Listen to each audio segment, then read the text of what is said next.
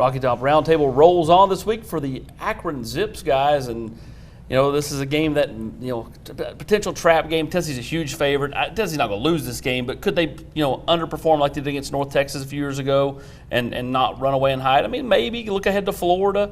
That's something the coaching staff's really tried to preach, Brent, all week long, is come prepared like you're playing Florida this week. Well, and prepare better than you prepared a week ago, because it was pretty clearly that this coaching staff didn't feel like they prepared very well a couple of days on the practice field a week ago. I think the biggest takeaway, and probably a good thing, Rob, is that they didn't play particularly well on Saturday offensively. So you should not have to do anything to get the offense's attention with the way they played on Saturday. Yeah, I mean, I'm a big believer, and it's always great to not play well in a tough game, still win, and as a coaching staff, you've got all kinds of stuff to go into the film room with and say, hey, we're lucky because look here, look here, look here.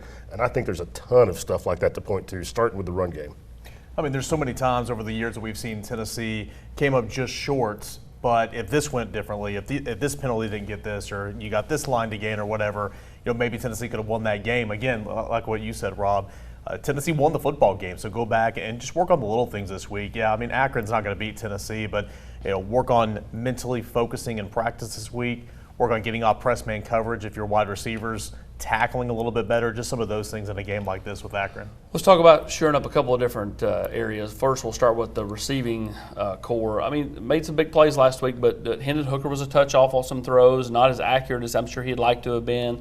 And that's just something they have to continue to work on, just honing your craft and finding a rhythm. Yeah, and it's 2 weeks in a row that the coaches have acknowledged that Hendon had a little bit of a footwork problem early in the game. So, that's got to be addressed, whatever that is. I don't know if he's too amped up or, was just too antsy, playing too fast. I'm not sure what it is, but whatever that fundamental issue or flaw in the footwork is the last 2 weeks that's caused a few errant throws and some high throws, he's got to get that fixed. And Tennessee's got to get, going out of the gates. They got to win first down and get themselves in a rhythm. They lost first down on those first two drives on Saturday against Pitt, put themselves behind the sticks, and it was just ugly. And then the third quarter was obviously really ugly. But, they got to tighten that up, and I think they got to get Brew McCoy more involved.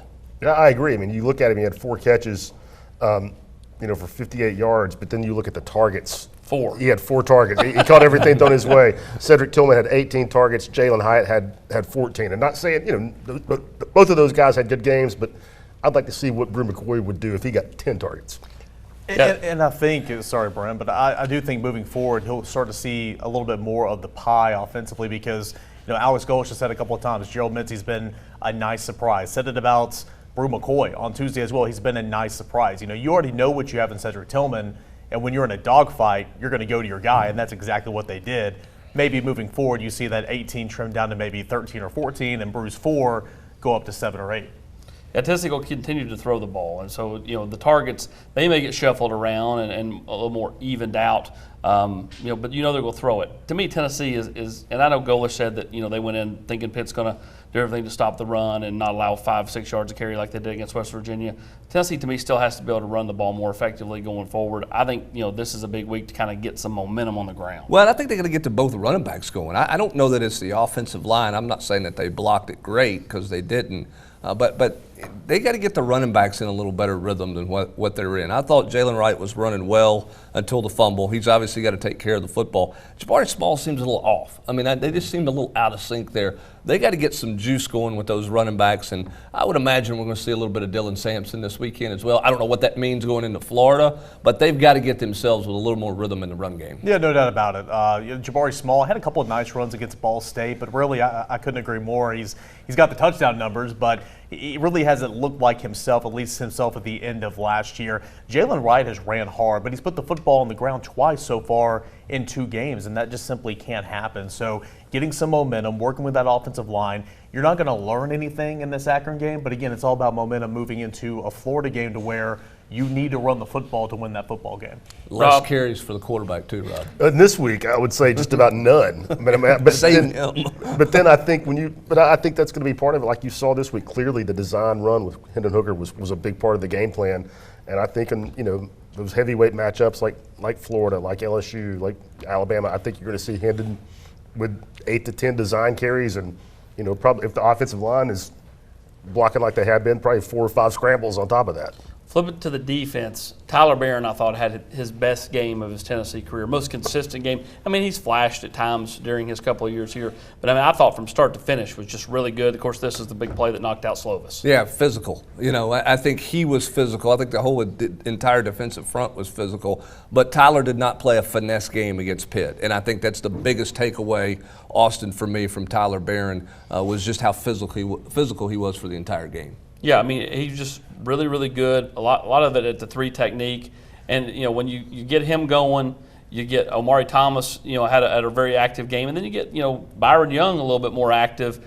Then Tennessee's defense from a pressure standpoint totally changes, Rob. And that's where, to me, this defense takes a step from, being okay to being a little bit better. I mean, I thought the pass rush might have been the biggest difference in the game. I mean, people say, oh, you played against Pittsburgh's backup quarterback. Well, hey, when you can't protect your quarterback and you get him knocked out of the game, that's part of it. Sure. And Tennessee got back there and sacked him 4 times, pressured Pittsburgh quarterback 16 others.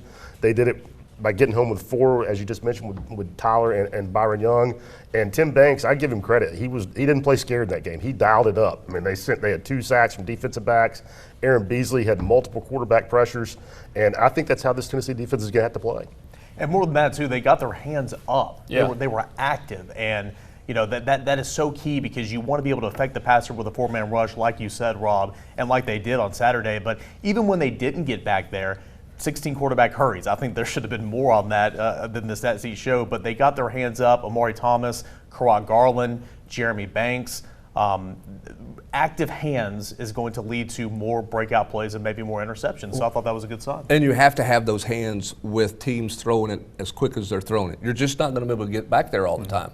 When it's a catch and throw situation or a 3-step drop, you can't always get there. So you got to have those hands up. And with the reputation of Tennessee being a pressure team, Austin, teams are going to get it out of their hand quicker and quicker. Yeah, 100%. You referenced a minute ago, Brent, what can you learn or what can you take away from a Dylan Sampson in this game that makes you think the coaches are going to play him a week from now against Florida? Give me 2 or 3 players, and this is for everybody, that you think need to have a big week to establish themselves as a viable candidate to earn more playing time for Florida. Well, that's a great question. I'm going to go Christian Charles in the secondary if he gets opportunities, okay? I think that at corner, I would go there. I would go Dylan Sampson as a guy because I think they need more dynamics, in the run game.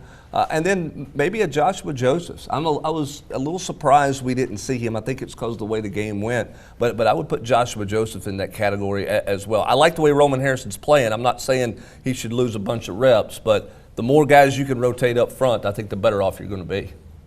Yeah, Roman Harrison got 45 snaps the other day. So can Joshua Joseph get half of those moving forward potentially? But I couldn't agree more. Christian Charles, 2 snaps against Pitt. What's he going to look like? What's his role going to be come Florida? I think this is a big game for him. And I echo Dylan Sampson as well. You need more running backs, especially when you don't have much momentum on the ground. But Joshua Joseph's on defense will be big for me. And I'll throw the squirrel in there.